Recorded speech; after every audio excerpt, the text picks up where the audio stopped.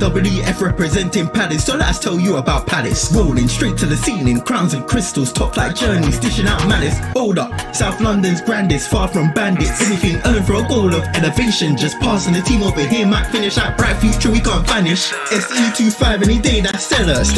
Rev up the engines, no more reverse reactions, fan cams, bands on stream. Share up the team, support the dream team when eagles fly, make noise and scheme. Dare to dream or dream to dare, taking a step to become supreme.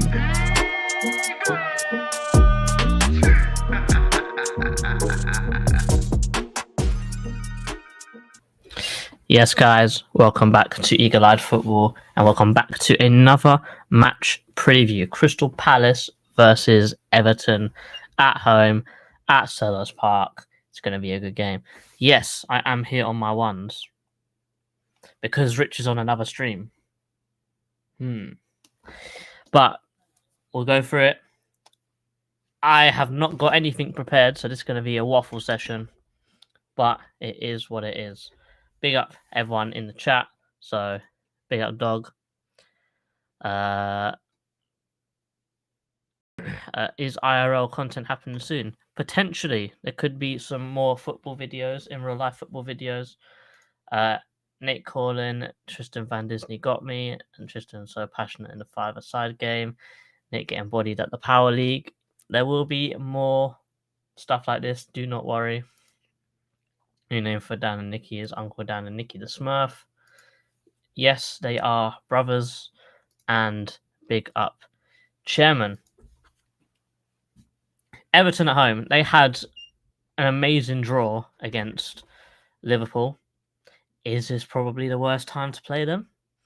Who knows? But David Moyes has turned around that Everton team. I think when me and Dan were doing Tactical, you could see that Everton were still an okay team, but I feel like there's been so much change to Everton just with David Moyes coming in, and the fact that he's come in and he's just given the players just confidence to play again, because in that Sean Dyche team, they were definitely playing to the system instead of the players sort of expressing themselves within a system. So they were just, defending so much. They were solid in defense. They were doing all this and all that, but they weren't really expressing themselves, because Everton do have good individuals. Let's not get kid ourselves here. Iliman Ndiaye, amazing player. We were linked with him. Calvert-Lewin seems to only score against us, but he's injured. Like, they've got good players here. Like James Garner, very, very good footballer. And it's just one of them things where they were just sort of all being held back a little bit. And obviously, you could say new manager bounce. 100% you can say new manager bounce. But I do think that the players that they have, and that they're already used to playing a Sean Dyche system, which is very similar to a David Moyes kind of play style. But the fact that it's a little bit more open, it's a little bit more direct, they're sort of transitioning very quickly into that new way of playing. It's almost the same as when Oliver Glasner took over after Roy Hodgson. So Roy Hodgson had our defense, our defense was solid under Roy, but when we actually then transitioned to Glasner, our team was already extremely defensively sound. It's just the fact that when Glasner introduced that attacking style of football, we've pivoted to it so quickly because of the fact that we were so drilled defensively under Roy Hodgson that when Glasner came in looking to attack, looking to go forward, we just adapted to it so quickly and kept that defensive side, which made us so successful towards the end of last season. Which is sort of the same thing that I'm thinking with David Moyes and Sean Dyche. They were so defensively set out, but now they've got David Moyes coming in. They're flying forwards. They've got confidence, and they're just scoring goals for fun at the moment. Hello, you are late. Yes, I am. Apologies. I was on Dan Pot's stream, and let's just say one of the panelists can chat. Well, I had no time to set up, so I just waffled for a good 5 minutes. That's all right. You did a great job of it. Big up, everyone. Hope you're well. Hope you're doing good. And most importantly, for those who do celebrate, I hope you've got your things sorted for tomorrow, because we were going to do this preview tomorrow, and then we realized we would have died. No, You tried to kill us all. You tried to make the stream tomorrow. No, I knew I couldn't make tomorrow. I'll be driving up to Wembley anyway. So I said, if you don't want to do it on a Friday, you can. So I offered it out as a suggestion. Just knowing that obviously I personally wouldn't be there. And stuff. And then obviously the wise one made that mention, and I was like, well, yeah. The wise one being who? Well, unless it was sent through her account. No, it was me. Oh, okay, fair enough.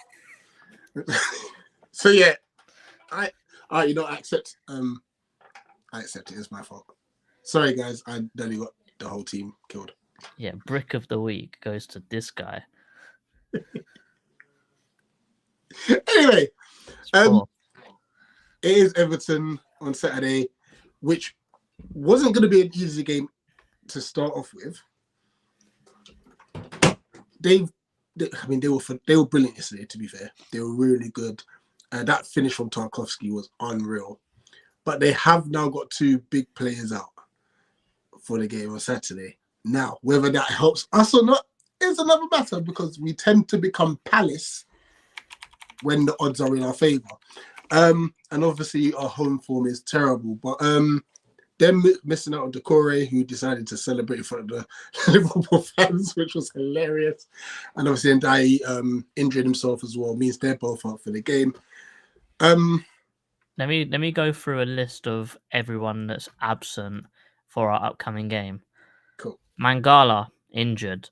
Dwight McNeil, injured. Calvert-Lewin, injured. Broha, injured. Chomiti, injured. Seamus Coleman, injured. Abdoulaye Decore, suspended. Patterson, injured. Ndiaye, injured. That's most of their starting 11 as well. But credit to them, because they still filled a decent side. Yeah, but is that because they've spent loads of money? It must be. It must be. But yeah, you know what? I think it's just one of those games where we're going to have to take it out to them. We've got to sort our home form. It's really bad. Because our away form is fantastic. You know? And I think if we get through this and get through Fulham next week, 36 points? Do we dare dream? I mean, there is a scenario where European football trickles down to 9th place. Yes, that does mean Chelsea have to win the Europa League. Yes, it does mean that one of the top 6 have to win the FA Cup. Yes, it does mean one of the top 6 have to win the Carabao Cup as well. I think also it requires one of them winning the Champions League as well. But if that happens, it goes down to 9th. And, you know, we finished 10th last season. If we had Glasner a few months earlier, we would have finished 9th or 8th. So I'm not saying we're miles off it. We're 12th right now. If you look at it that way, we're only 3 positions off in the perfect scenario. Yes, the perfect scenario will not happen. We know that. But could we make a push for 8th? Could we do something like that? I think our start was so bad that we won't have a chance at it. And the fact that Forest and Bournemouth are doing so well, I don't think we've got a chance in it right now. But this is facts. This is the... Oh, no, not that one.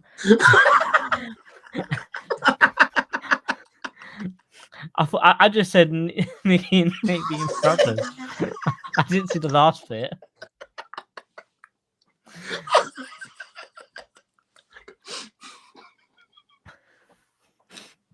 This is facts.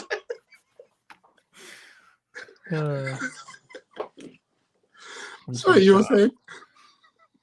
No.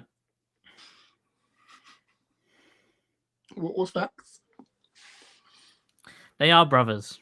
Yeah. Okay. You got to read the small print. Normally the brackets are just like extra context, but I didn't know the context was going to be the part. The most important thing. Anyway, Doncaster. Let's chat about Doncaster the other night for a bit. Just looking back on it, I think it was a very professional performance. I want to focus on Romain Esse because I know he played 20 minutes, I think it was. Mm-hmm. Like, what did you make of his cameo?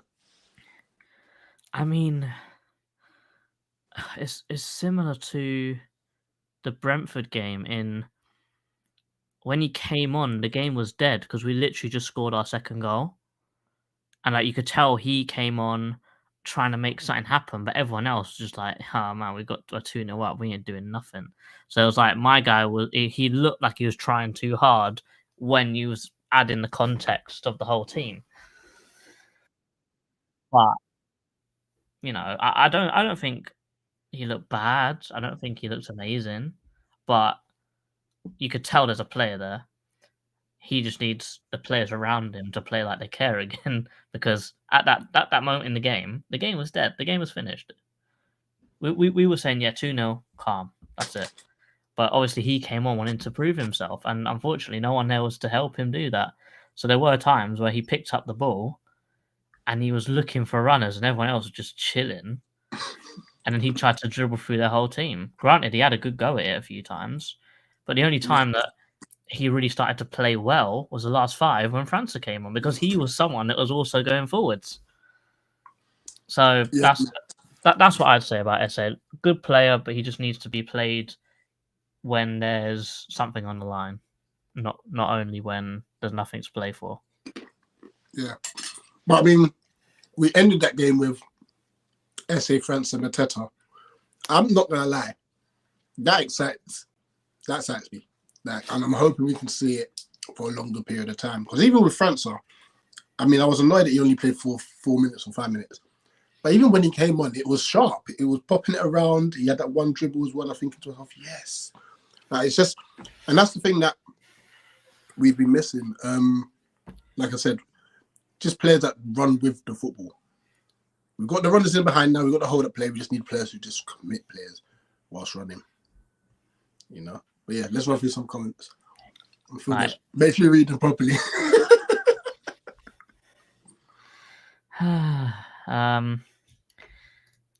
Big up Pat says big up the GOAT. Let's face it, you carry the channel anyway. Thank you very much. I wouldn't say that, but you know, it's a team effort. It's Moyes, all he does is sit deep and counter, but it works. So not much to prepare for. I would disagree. I think they've got good players. Yes, they've got injuries with Jarrod Bowen and not Jarrod Bowen. Why did I think West Ham? I thought West Ham instantly. But, you know, they got good players. You know, I was really about to say, Jarrod Bowen's injured. Antonio's injured. Yeah, I lost the plot today, man. They got big players out, a few days rest. We should go for it. Yeah, they're getting not much rest as well. What is it? They played last night, so they got today, tomorrow game. I agree to that.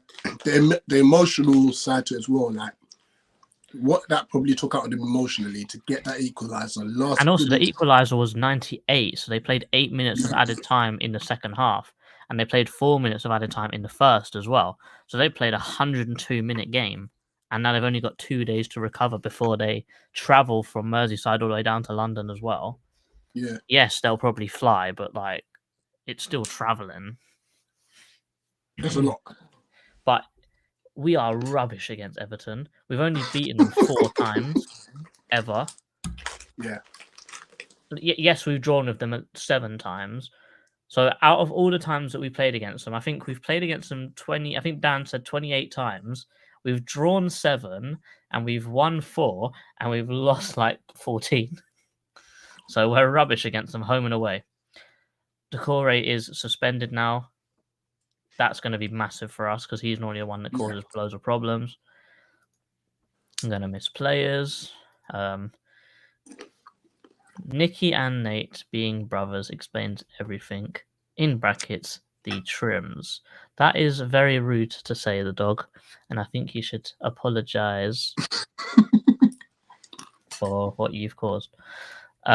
Mitch says, please not another 0-0. I went 1-1 in my prediction. So before we get there, that's what I'm going with. I still can't believe Nate's trim. I was in shock. You know Nate's roast was like a while ago, right? Nikki and Dan need their roast. So Yep. The dog saying, shut your mouth, you pagan. Cheers for that, mate. Big up Ree. Where's Uncle Dan? No idea. It's because we're EastEnders. Yeah, I did actually. When Jared Bowen was on the phone, there's all West Ham this and West Ham that. Don't care.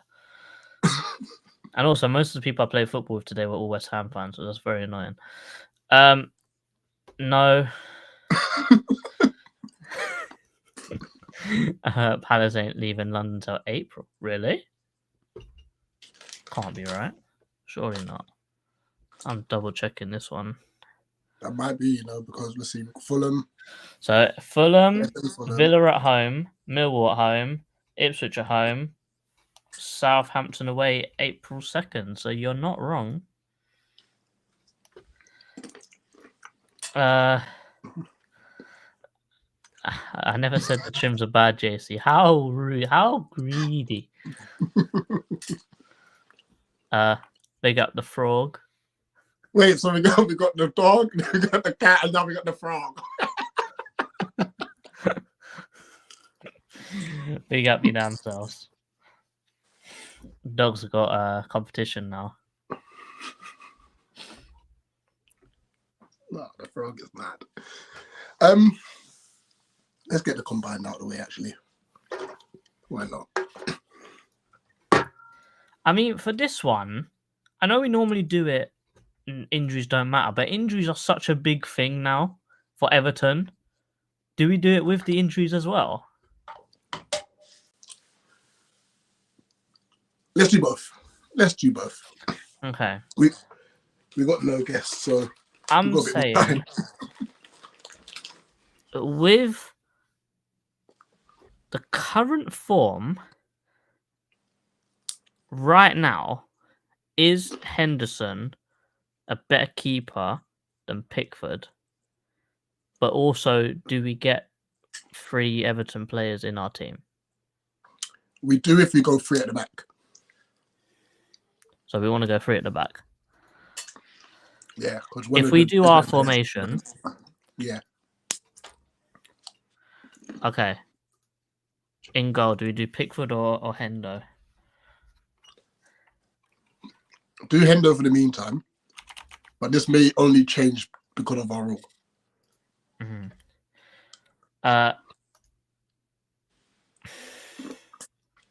Do you want to go Lacroix, Gay, Bramthwaite?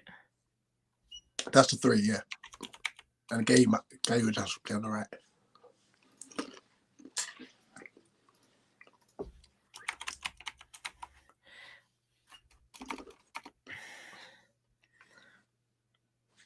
Also, I would like to give a special shout out to Chris Richards because he's been done a little bit dirty to not be in the conversation here. Which is fair.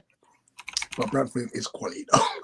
Oh, yeah. There's a reason why he was being touted for Man United for 80 mil. I think Munoz goes in over Patterson and Seamus Coleman. Yeah. I would Mikalenko over Chilwell. If this was last season, I would have put Mikalenko in. Okay. Over Chilwell as well? Ooh. I think it has to be because Chilwell hasn't played yet, really. Yeah, Chilwell hasn't played much, yeah. Is this the no injury one, or is this? Yeah, no injuries. Everyone's fit. I'd like to go Wharton Garner here. Can Decore play in the 6? I wouldn't play him in the 6. I'd play Garner there over him. Right. Or Idrissa Gueye. Who's actually good.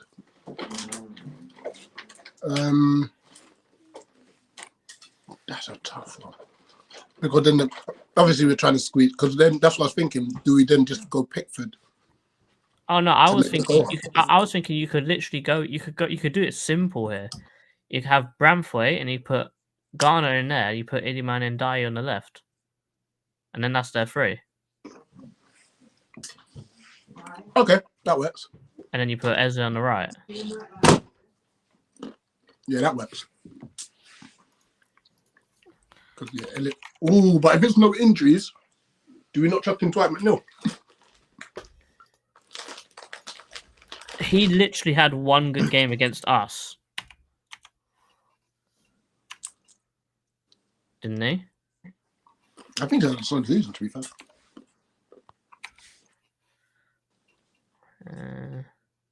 How do you spell Ndai, man? I believe Ndai. AI. Ndaiye, I believe. IA? Oh, IA. Imda. And last season it would have been a question, but it's not even a question anymore. Mateta's going up. I don't even think last season's a question. Calvert-Lewin hasn't been good for ages. Okay, I'll put it this way: Beto's not even in the conversation either. No, but he has improved lately. Better. He has been a lot. I'll tell you what, that's a good team. Yes. Now, what if? Then again, though, even with injuries, you pull out Ndai. Yeah. So with injuries, you pull out Ndai. Who did they play on the left in their last game? It would have been Decore. On the left. Yeah, because they kind of do like a 4-4. No, actually, no, because he played up front with better. Sorry. Let me have a look. What did they do in their last game? They did. Oh.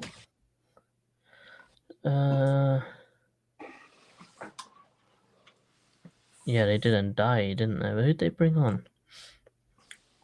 Harrison. Would you not just go Harrison as a straight swap? You know what I'd rather do? I'll go Pickford in goal and then put Sarr up there. So they still have their 3 Everton. Yeah, that's true. Sarr's been good as well. And swap these guys.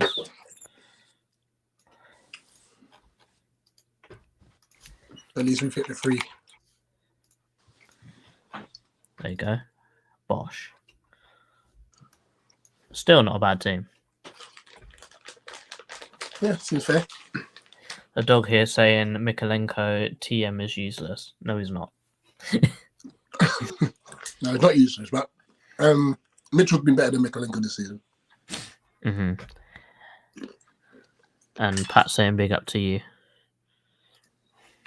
Big up, Pat.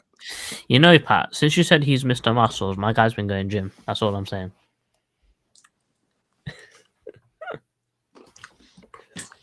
Having bare protein for dinner as well. Oh, yeah?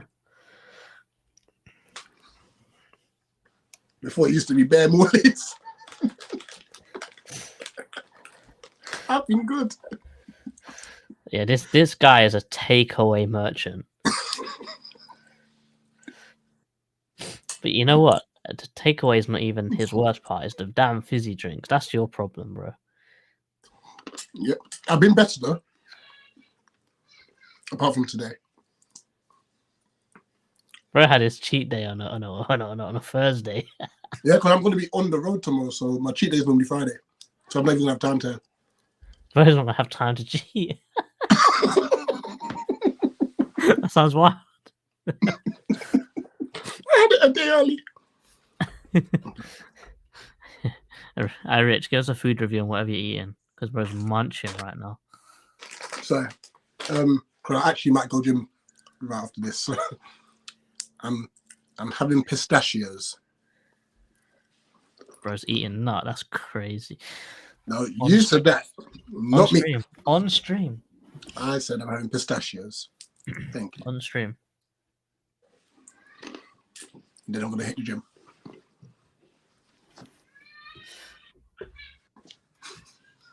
Ugh. How should we approach this game? Actually, no. I'll say that because you did tap to you. I'm expecting them to play in the car. I don't like when we have so much possession. It sounds bad, but I think we do play better on the break. So I think Adam Wharton's going to be very key in this game. Very, very key. Other thing we've got to be here's a question I'd like to ask you about that. Do you think that we'd be better with more possession with Adam Wharton? Yeah, we will do. We'll keep the ball a lot better anyway. But when I'm talking about that chance creation, we create a lot better chances on the break. Mm-hmm. However, I guess maybe he will be able to find Munoz a lot sooner, because whenever we are building up, Munoz is in acres and he's like, no one can switch the ball. Yeah, because that's the question that I said to Dan. I said, well, you know, like we really like our playing style suits away from home because we are better when we counter attack, when we do this, when we do that. But he said to me, with Adam Wharton, would that change our dynamic completely? Because the midfield would be so much more fluid. Instead of the ball going back all the time, he'll turn and he'll ping the ball out. So we could retain possession, and then I wouldn't say go like switch into attack very quickly, but I'd say that because of Adam Wharton's passing and his like individual ability, could we turn times where we have possession in the ball to sort of turn that into a counter-attack scenario because he can play that killer pass? Yeah, I think that would be key. I think that would work. And I think also it will allow Ebbs and Sarr to stay high. Because obviously we've seen a lot with Ebbs. He's trying to drop deep to be able to pick up the ball and make something happen when he should really be further up the field looking to drive at their defence. You know? Yeah. Also, Wharton will pass to Mitchell or Chilwell if that's the case.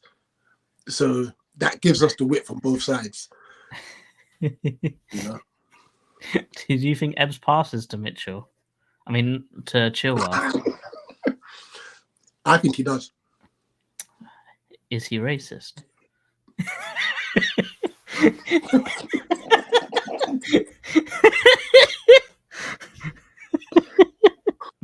What a stupid question. Well, he doesn't pass to him. You know what? We would have scored like another 2 or 3 goals if he just passed to Mitchell more. I'm not going to lie to you. Yeah, I think so too. If he doesn't trust his crossing, we at least know that Chilwell can cross.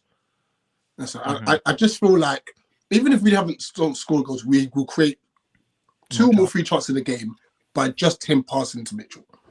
Personally. Well, yeah, if you look at the Brighton goal, yes, his cross. Even though people say it's an amazing cross, bro just looped it into an area. Let's be real. But you know, he got into that situation because Hughes passed to him. It weren't Ebbs. It was Hughes. Yeah, there's a madness going on in the chat. So, Pat. What's going on? Pat, I think you need to calm down. I can't lie.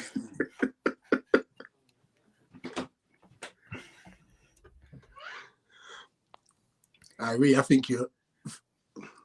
think your relationship's in trouble, boy. I think Pat, what did you say? Oh.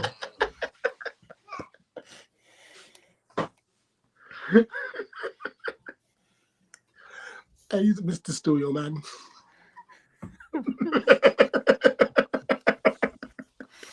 Oh man. Oh boy. How greedy. Personally, I actually think we win this game, and I think it's more so because of one, getting Alan Morton back, I think is massive.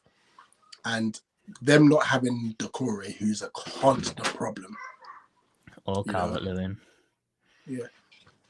Or McNeil, even. Or Ndai, he ripped us a new one at their place. And we saw that live as well. Yeah, 100%. I think we still have to be very mindful of Idris Gueye. Like, his experience in the middle of the park, like, it's impressive. I think the one thing we can do with him is we could potentially get him sent off. His recovery runs are not the greatest. Like, he'll try and pull a player back. What I would say with him and James Garner is that both of those are top 15 of all players in the Premier League for progressive passes. So those guys, even under Sean Dyche, which is a very, very stale kind of football, those two are always looking to tackle and pass forward straight away. If they tackle us, they're not going to recycle it to the back line. They're going to tackle us, turn and pass forward straight away. So that's one thing we need to be very wary of, because they are very transitional, and those two are the key reasons why. Just the fact they'll win the ball and they'll pass it forward straight away. That pass forwards could be literally just a long ball through in behind. Yeah.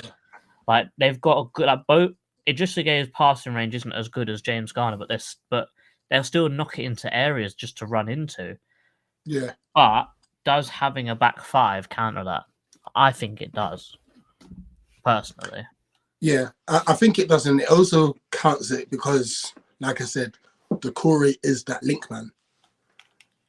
Whether it's a long ball, Decore is up there winning the header. Whether it's on the ground, he's the link between him and whoever the striker is. I know with Beto, he's going to look to run in behind a lot, so we'll just have to be mindful of that. But I don't know who they're going to play in Decore's position. I don't know if they're going to change formation. It's just a waiting game at the moment. But I think we can nullify them just based on their absentees. Mm-hmm. I agree. I feel like this is probably one of the better times to play them because of the suspensions, the injuries. But when all the stars are aligned for Crystal Palace, it never happens. Yeah. And also, Rihanna put 2 Palace players in her FPL, so we're gonna lose. You never put Palace players in your FPL, especially when we're doing well.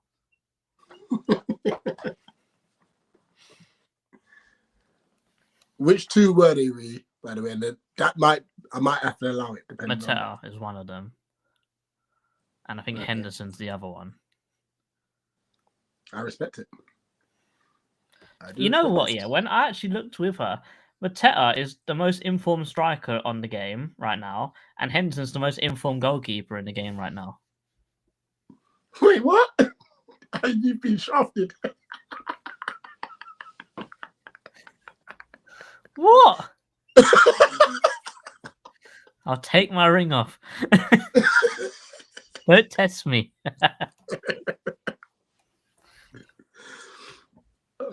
But because I've got, who have I got? Munoz. Look at me trying to guess. Let me just go to my team. Also, you know what's mad? We're doing an Everton preview. There's not much to talk about Everton. Because the tactic was literally half an hour of me and Dan waffling about Doncaster. We did a Doncaster review. We didn't do tactical. Also, big up to Dan for doing his vlog. Yeah, no, good vlog. He liked his chicken and chips and forgot the Tottenham were out. Yeah, and so Villa. Or not? No, he messed up someone else. It was Tottenham was still in there. Yeah, because Villa beat Tottenham. Yeah, but he missed another one. And he got a little bit excited at the transitions halfway through it as well. Oh, I saw the little chips going to little quarters. Big up, Dad, anyway. You know you got home at like 3 a.m. Whoa. Yeah. because he got back to London and realised the tube ain't running, so he had to get night bus it home. Oh yeah, snap. Yeah, that's peak. I told brother, you should have just Ubered it. It'd have been way. It'd been more money, but it'd been so much easier. Yeah. Oh yeah, that's horrible. That is horrible. Do you expect us to have any players back? Who's actually out injured right now? I know. So it's Eddie. I know Decore is injured. Yeah, Decore and Riyad do the write-offs. So, Lama? according to preminjuries.com, Lerma is unwell, so he'll probably be back. Nketiah is back. Eze is back. Sarr is back. So the only injuries is Riyad, Decore, and Ward, which is probably the best injury record we've ever had. Only having 3 injuries. Yeah. I'm still gutted about Chadi Riyad though. On here it says he's not going to be back until next year, and we've just started this year. Yeah. And it's funny because I think Dan said this to me as well. Actually, it's funny that Chadi Riyad's probably the only like preemptive signing we've ever made, and look at how it's gone. Like the only signing we've ever made looking into the future, and he's just got on 2 really bad injuries. And he never got injured at Barcelona. He never got injured on his own at Real. And then he gets 2 injuries, which could end his career. Like if it's not handled properly, what is happening at the training ground? We've got new Dr. Death because we gave our Dr. Death to Arsenal. It is madness. I mean, actually, Arsenal are suffering themselves. To be fair. Well, have that, Arsenal. Wait, so what's the aggregate then? So we're like, they beat us 5-1 and 3-2. How many injuries have they got? That could boost up our goals a little bit. Make the aggregate not look so bad. It depends when we play them. But yeah, I think, look, I am confident with the game. I don't care if we take a 1-0 win. And I generally think as long as we stop, because who plays right back for them now? Is it still Ashley Young? O'Brien's played right back the last few games. Oh, he's been playing right back. Okay. And then what they do is they sort of swap into a 5-back when they defend, and they have Lindstrom, who's their right winger. He sort of drops into right back when they defend. Okay. And then when they go forwards, Mikalenko goes up and they swap into like a 3 at the back. With O'Brien being that's a decent back 3 then. O'Brien, Tarski, Brantford. But then that would mean, like I said, if we have to utilize our fullbacks then. Yeah, we have to get wide. Yeah. And also they give you the wide space because they are so confident in the box. But what we are good at is that we don't necessarily always cross the ball in the air. Yeah, we can play the ball inside. Yeah. You know, so this year I'm confident. I am definitely confident. I think we keep holding the ball. I think we get out there with a decent win. I'm still not confident purely because our record against him is so bad. Yeah, which is understandable. And then I'm obviously, like I said, looking forward to Fulham next week. Never been to Craven Cottage, so it's a really strange away day because the home and away fans are in the same bit.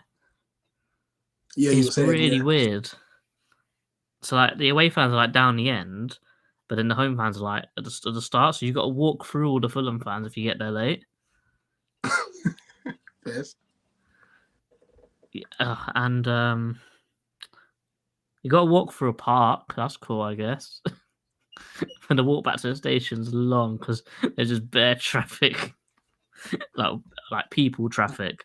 Yeah. There's only one train station. It's long, but it's a good away day. For me, it's a problem because I'm short, but the actual grade of the stand is very shallow. So if I'm standing behind someone that's like that much taller than me, I can't see.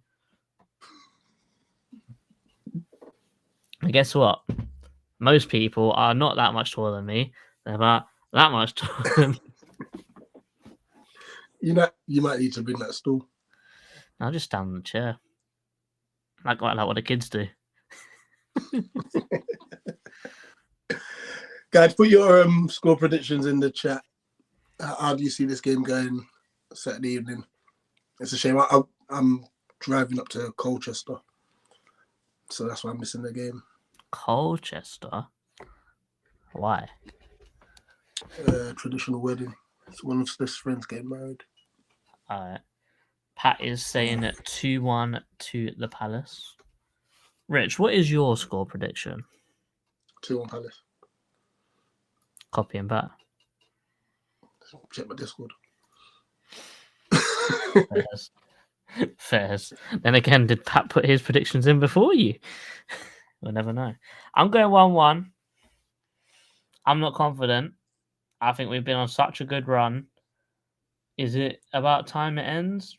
I don't know. I hope not. I really hope not. But for me, the pure fact that everything's against Everton, they've had no time to rest, they've got loads of injuries, they've got suspensions, everything is playing into our hands. I can only see 1-1 because I am not confident. And the worst thing to happen is if Everton get one of their players sent off, we don't know how to play against 10 men either. So, yeah, not confident. Big up Simon. He says 2-0 Palace. The dog says 4-0 Palace. Essie, Lacroix, Wharton, and JP got. So Wharton's going to get his first goal. That'd be great, actually. You'll see him do a backflip. No, Not with your injury. No. The dog says, best ever away fans at Selhurst. Oh, it's got to be Forest the end of the season a few years ago, right? Yeah. But who would we say are the best consistently, though?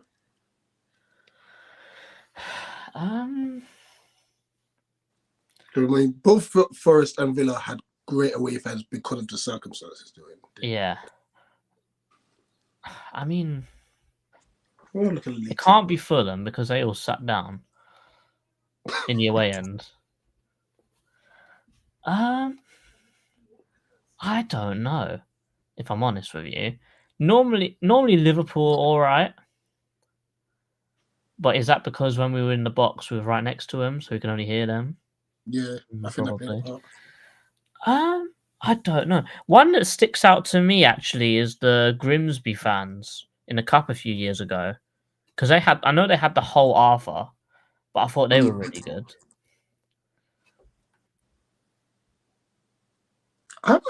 Maybe it's Newcastle. I don't know. Let me check the table just to see what team's there. Because Newcastle fans are crazy as it is anyway. So let's see. We'll make. I don't know.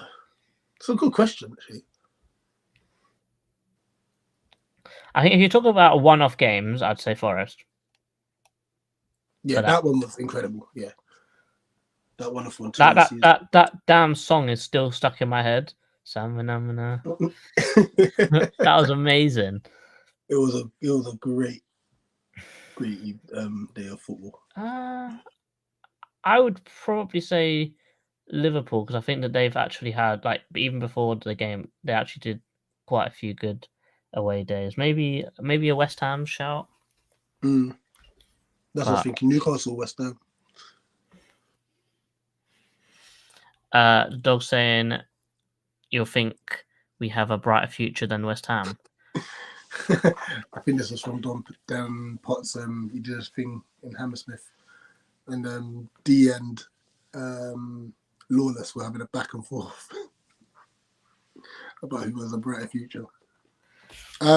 If we spend, yes. What? If we spend money, then we have a brighter future. Oh yeah. Best home atmosphere in the last 2 years.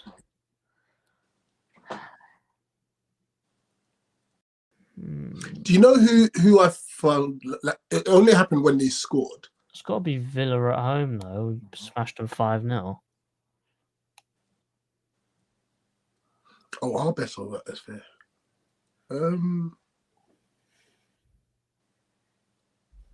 Or Man United. Man 4-0. United 4-0, I'd say. I missed that game, but it hurt. It was loud. You know what? You know what? Roy Hodgson's first game back against Leicester, when that goal went in from Mateta. Yeah, it was mad. Oh yeah, big time. Yeah, I'll go with that actually, purely for the fact of that goal was incredible. Swear down, we were all celebrating for like 5 minutes after the goal went in. It's crazy. Yeah, I dropped my phone. Big up, Sean.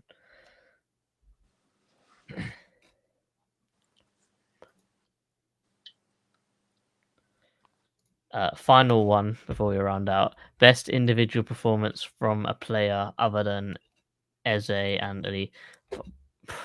Mateta getting a hat trick against Aston Villa. No.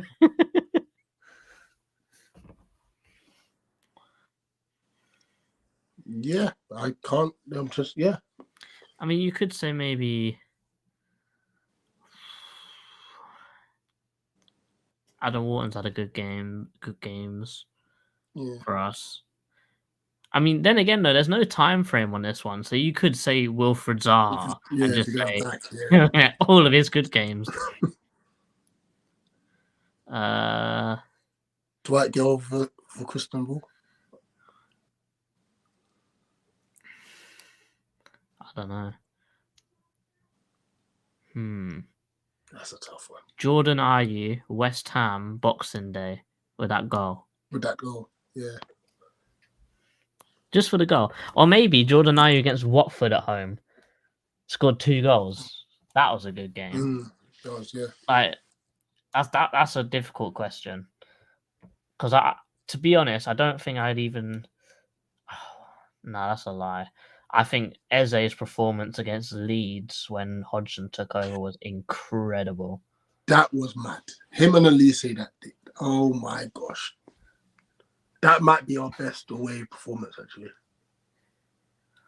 Because that second half, we were ridiculous. I don't know. I'd still say we're beating City 2-0. It's got to be. That's got to be up there with Conor Gallagher. No, that was great as in result. But I mean, performance-wise. But I would still say City because we defended so well and we were still very clinical going forwards. Yeah, which is fair.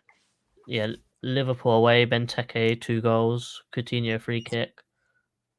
Like we've had some very good away days. I still remember Conte's season when he beat everyone and we beat them 2-1 at their place with Benteke chip Courtois. Who chips Courtois? Yeah. Let's be real. It was rude. It was rude. We've had some really good away days, really good games, good performances. It's just a shame we don't have it back to back. But Glasner just seems to get us just ticking through, really. No, 100%. Because I don't know about you, but some people have sort of written us off just off of our bad start. They still think we're doing badly because of our bad start. But that's such a good thing because people don't even overestimate. I'm happy. They don't. I'm happy to be flying under the radar. Yeah, 100%. But you know what happened? We'll get probably maybe not this game, but if we get a good win, everyone go, "Oh yeah, well Palace is the most informed team away from home." Blah blah blah, blah. and then everyone will start rating us, and then we'll go to shit again. So fun times. Yeah, I guess that's it. There's obviously unfortunately no Everton fan. They did want us to join them tomorrow. I said that we'll die if we did that. So yeah, I did actually say, let me ask Nicky, because I'm not sure if he's got any plans. But it turns out he does. So he's good. Well, as he said, I'll be in the doghouse, mate. Guys, smash the like button. Subscribe if you're new.